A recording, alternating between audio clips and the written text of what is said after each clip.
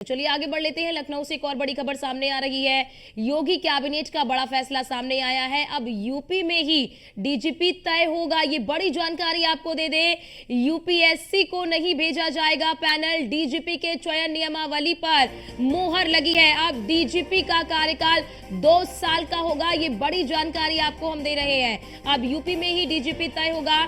UPSC को panel नहीं भेजा जाएगा। ये जानकारी सामने आ रही है। डीजीपी के चयन नियमावली पर ये मुहर लगी है। ये बड़ी जानकारी आपको हम दे रहे हैं कि अब डीजीपी का जो कार्यकाल है वो 2 साल का होगा। ये बड़ी जानकारी आपको हम दे दे।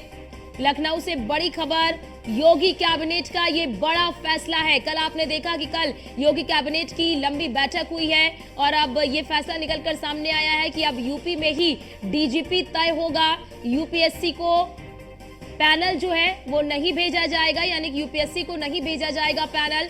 डीजीपी के चयन नियमावली पर मुहर लगी है, यानी कि जो चयन नियमावली है उस पर मुहर लगी है।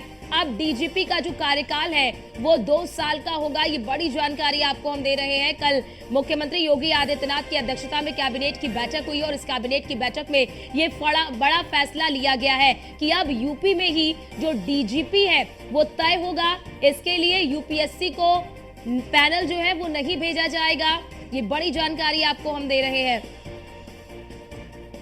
तो डीजीपी के चयन नियमावली पर मुहर लगी है।